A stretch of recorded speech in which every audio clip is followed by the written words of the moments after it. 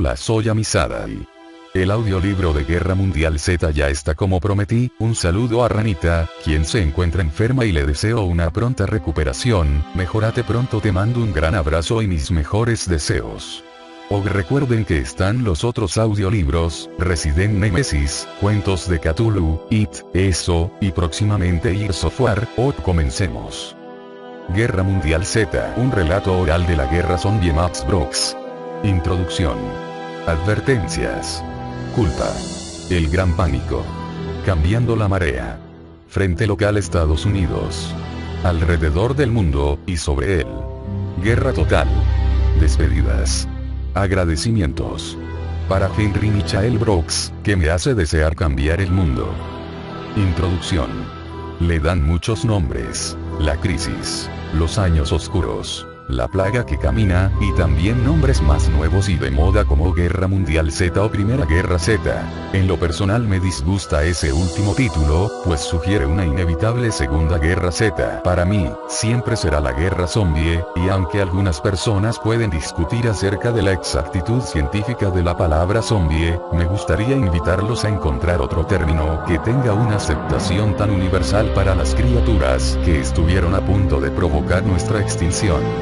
Zombie sigue siendo una palabra devastadora, con un poder sin igual para conjurar un sinfín de recuerdos y emociones, y son precisamente esos recuerdos y emociones los que forman el tema principal de este libro. Este registro del más grande conflicto en la historia de la humanidad le debe su existencia a un conflicto mucho más pequeño y personal que tuve con la directora de la Comisión de las Naciones Unidas para el reporte posterior a la guerra. Mi trabajo inicial para la comisión no era para nada una tarea realizada por simple amor al arte. Mis gastos de viaje, mi autorización de seguridad, mi ejército de intérpretes, tanto humanos como electrónicos, y también mi pequeño pero invaluable aparato de transcripción activado por voz, el más grande regalo que el digitador más lento del mundo puede desear, todas eran muestras del valor y el respeto que tenía mi trabajo en este proyecto. Es por eso que no necesito expresar la enorme sorpresa que me llevé cuando vi que casi la mitad de ese trabajo había sido omitido del reporte final. Es demasiado personal, dijo la directora durante una de nuestras animadas discusiones. Demasiadas opiniones, demasiados sentimientos. Eso no es lo que nos interesa en este reporte. Necesitamos hechos claros y números, datos que no estén contaminados por el factor humano. Desde luego, tenía razón. El reporte oficial debía ser una recolección de datos claros y concretos, un reporte objetivo después de que permitiera a las generaciones futuras estudiar los eventos de la década del apocalipsis sin la influencia del factor humano. Pero ¿acaso no es el factor humano lo que nos conecta profundamente con nuestro pasado? ¿Acaso a las generaciones futuras les interesarán más los números y las estadísticas, que los recuerdos personales de unos individuos parecidos a ellos? Al excluir el factor humano, no nos estamos desligando emocionalmente de nuestra historia y, que Dios no lo permita, quizá arriesgándonos a repetirla algún día.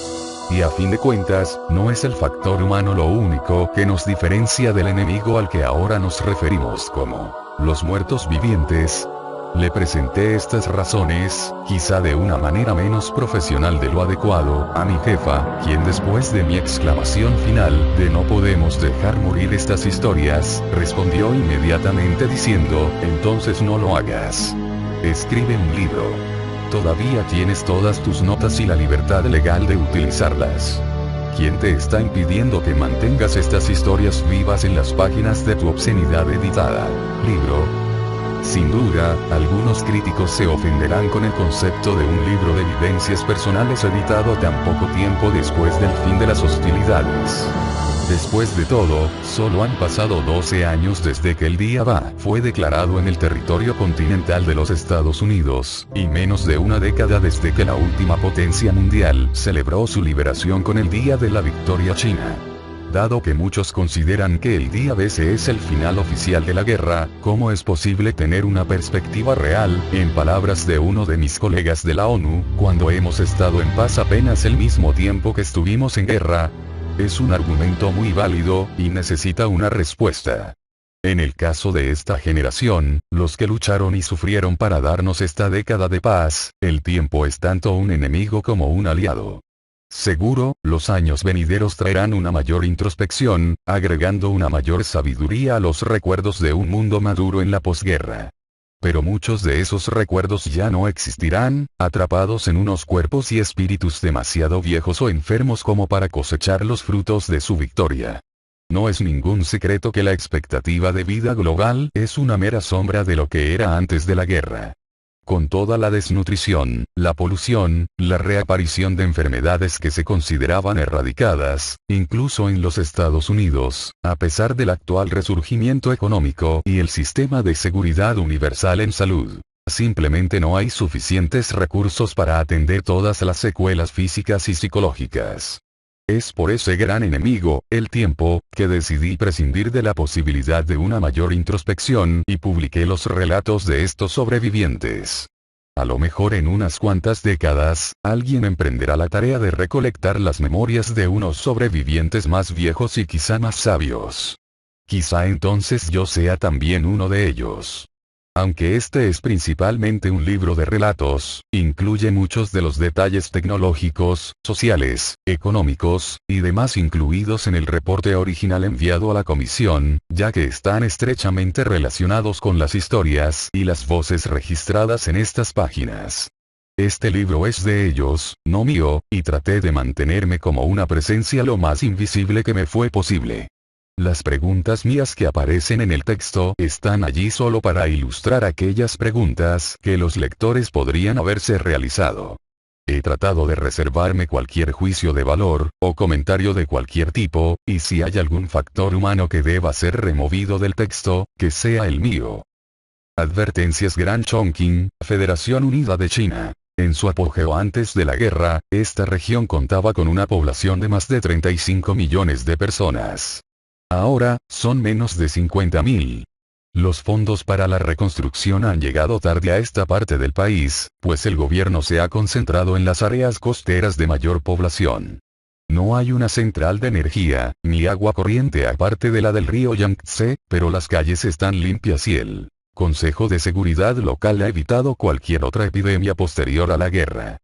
El director del consejo es Quan Jingsu, un médico que, a pesar de su avanzada edad y las heridas de guerra, sigue atendiendo a sus pacientes en casa.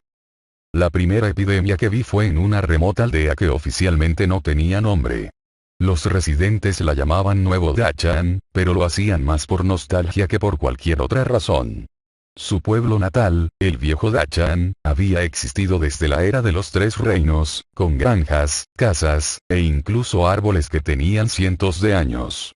Cuando la represa de las Tres Gargantas fue terminada, antes de que las aguas comenzaran a subir, la mayor parte de Dachan fue desmantelada, ladrillo por ladrillo, y reconstruida en un terreno más alto. Sin embargo, aquel nuevo Dachan ya no era un pueblo, sino un patrimonio arquitectónico nacional.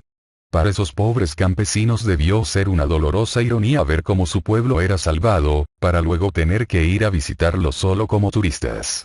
Quizá por eso decidieron llamar a aquel pobre asentamiento Nuevo Dachan, para conservar alguna conexión con su tradición, aunque fuese solo a través del nombre.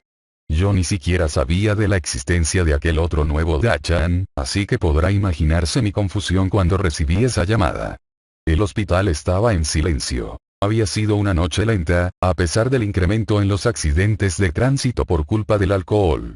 Las motocicletas se habían vuelto muy populares. Solíamos decir que sus Harley Davidsons mataban a más jóvenes chinos que todos los soldados de la guerra de Corea. En realidad me sentí muy agradecido por una noche tranquila. Estaba cansado, me dolían los pies y la espalda. Me disponía a fumarme un cigarrillo y a mirar el amanecer cuando escuché mi nombre en el altavoz de llamadas. La recepcionista era nueva, y no pude entender muy bien lo que decía. Había un accidente, o una enfermedad. Era una emergencia, eso era claro, y necesitaban ayuda de inmediato. ¿Qué podía decir? Los médicos más jóvenes, esos niños que pensaban que la medicina era solo una manera rápida de llenar la cuenta del banco, no iban a ir a ayudar a unos Nongmin solo por buena voluntad. Supongo que en eso todavía soy un revolucionario a la antigua. Nuestro deber es hacernos responsables por el pueblo. Esas palabras todavía significan algo para mí y traté de recordármelo mientras mi dedo saltaba y rebotaba sobre una carretera destapada que, aunque el gobierno había prometido pavimentar, nunca lo había cumplido. Pasé unas horas horribles tratando de encontrar el lugar. Oficialmente no existía, y por lo tanto no estaba en ningún mapa. Me perdí en varias ocasiones y tuve que pedirle direcciones a los lugareños, y siempre creían que estaba buscando el pueblo que había sido convertido en museo. Estaba de muy mal humor cuando por fin llegué a una pequeña aglomeración de chozas de techo redondo. Recuerdo haber pensado, más les vale que esto sea grave. Cuando les vi las caras, lamenté haber deseado eso. Había 7, todos acostados en esterillas y casi inconscientes. Los aldeanos los habían llevado al recién construido salón comunal. Las paredes y el piso eran de cemento, aún sin baldosa ni pintura. El aire era frío y húmedo. Con razón están tan enfermos, pensé. Les pregunté a los aldeanos quién había estado cuidando a esa gente. Dijeron que nadie, que no era seguro. Noté que la puerta había sido asegurada desde el exterior. Era obvio que la gente estaba aterrorizada. Hacían muecas de espanto y susurraban entre ellos. Algunos mantenían su distancia y rezaban. Su comportamiento me hizo enojar, no por nada personal, si me entiende, no me enojé con ellos como individuos, sino por lo que representaban para nuestro país. Después de siglos de opresión extranjera, de explotación y humillaciones, al fin estábamos logrando reclamar nuestro lugar como la principal potencia de la humanidad. Éramos el superpoder más rico y con la economía más dinámica del mundo, maestros de todo, desde el espacio exterior hasta el ciberespacio. Estábamos al principio de lo que el mundo había comenzado a llamar el siglo de la China, y sin embargo parte de nuestra gente seguía viviendo como campesinos ignorantes, tan retrógrados y supersticiosos como las primeras tribus salvajes de Yangzhou. Todavía me encontraba inmerso en mi gran crítica cultural cuando me arrodillé para revisar a la primera paciente. Tenía fiebre alta, 40 grados centígrados y temblaba violentamente. No podía hablar coherentemente y gemía cada vez que trataba de moverle las extremidades. Tenía una herida en el antebrazo derecho, una mordedura. Cuando la examiné más de cerca, noté que no era de ningún animal.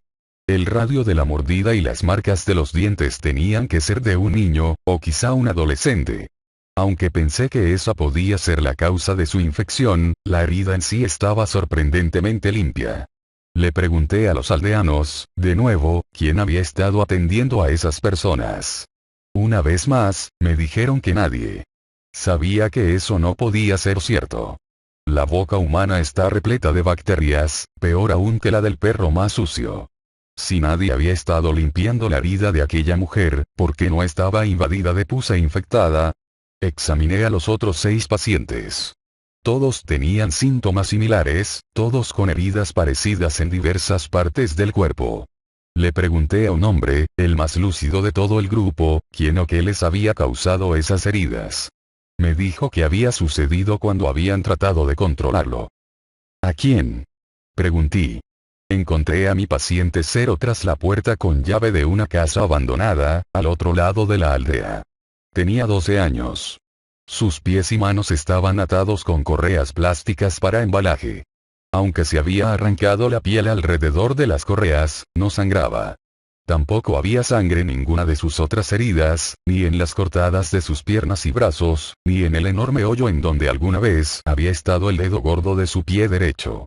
Se retorcía como un animal, y una mordaza ahogaba sus gemidos. Al principio los aldeanos trataron de retenerme. Me advirtieron que no lo tocara, porque estaba maldito. Me los quité de encima y me puse mi mascarilla y mis guantes. La piel del niño estaba tan fría y gris como el piso de cemento en el que estaba tirado. No pude sentir ni su pulso ni los latidos de su corazón. Sus ojos se veían feroces, abiertos de par en par, pero hundidos en sus cuencas. Permanecían fijos en mí como los de un animal de presa. A lo largo de todo el examen se mostró inexplicablemente hostil, tratando de agarrarme con sus manos atadas, y de morderme a través de su mordaza.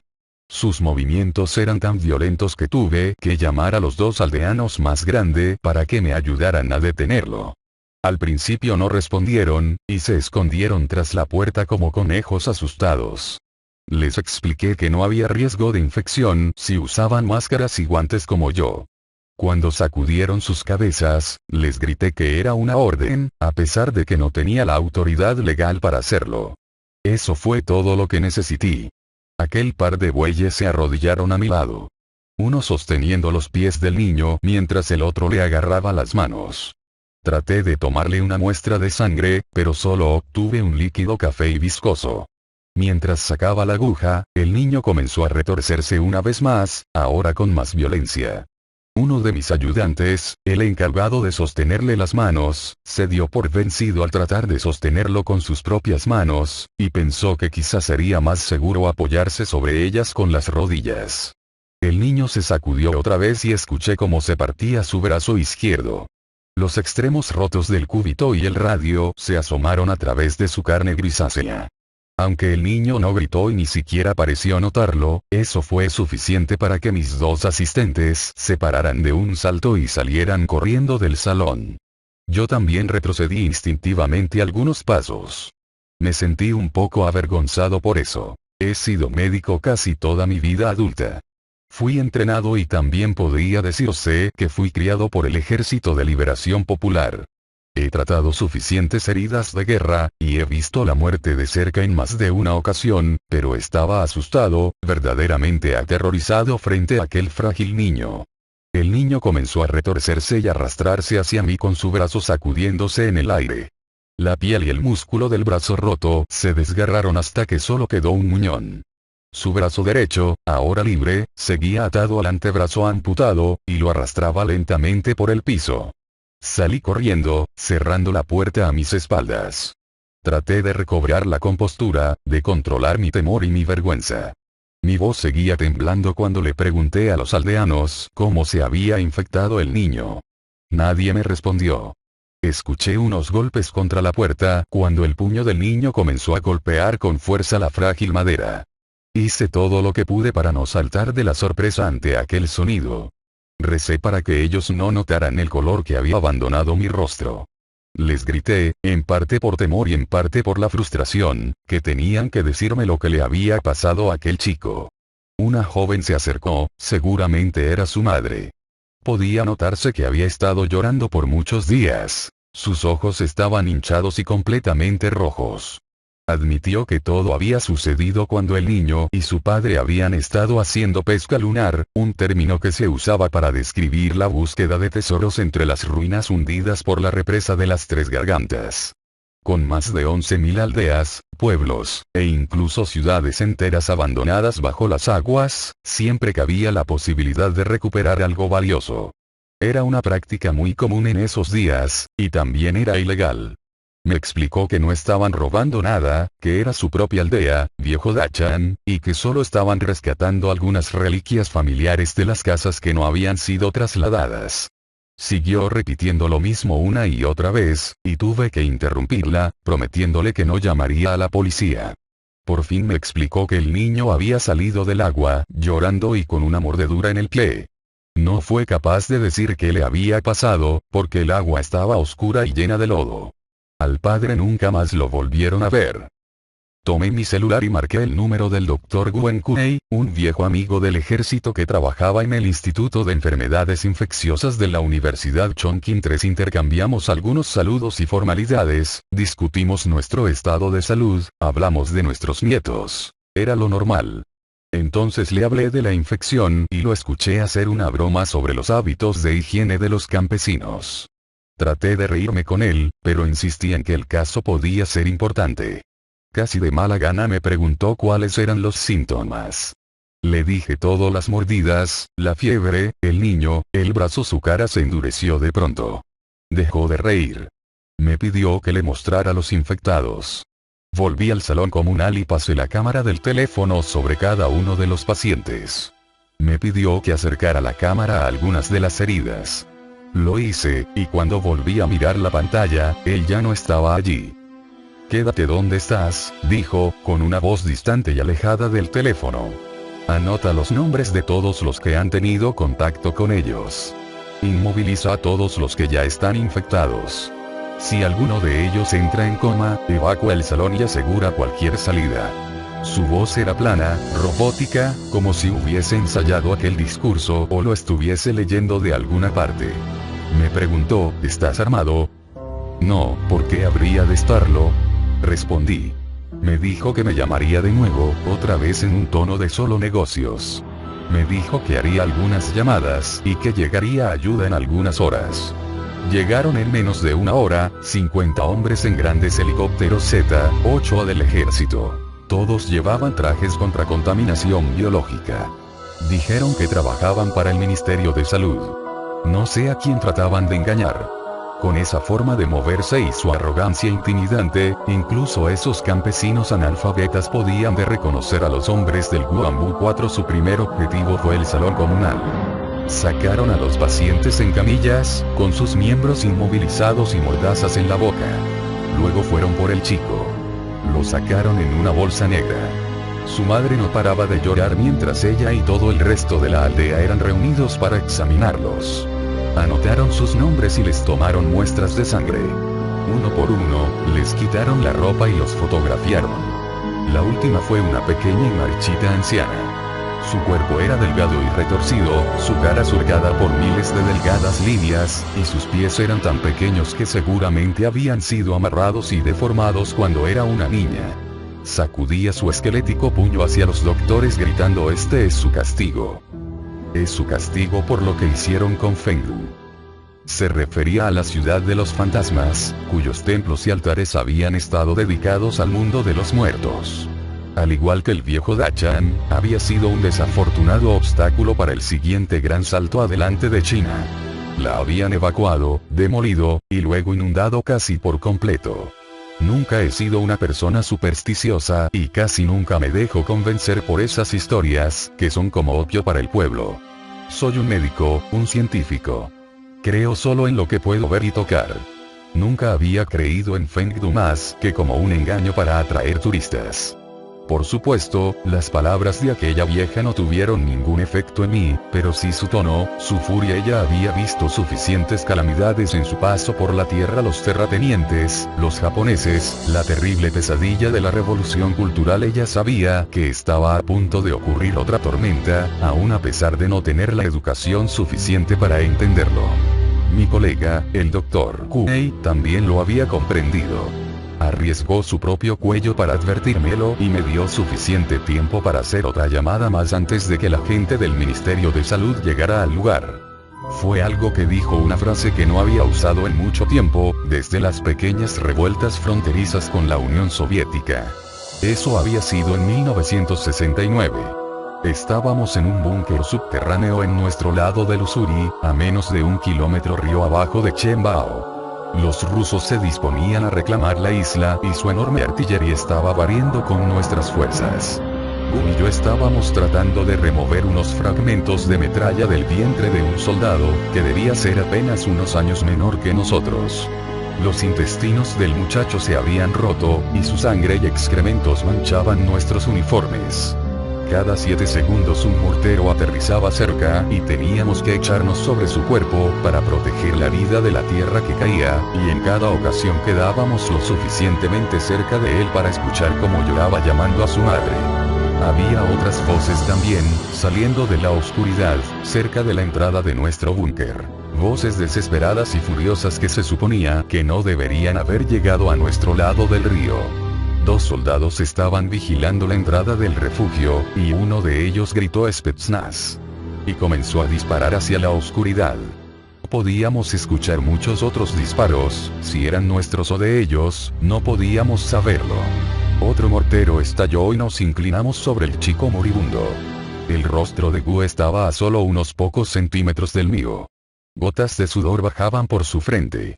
Incluso con la poca luz de una vela de cera, pude ver que estaba pálido y temblaba. Miró al paciente y a la puerta, luego a mí, y de pronto dijo: no te preocupes, todo va a salir bien.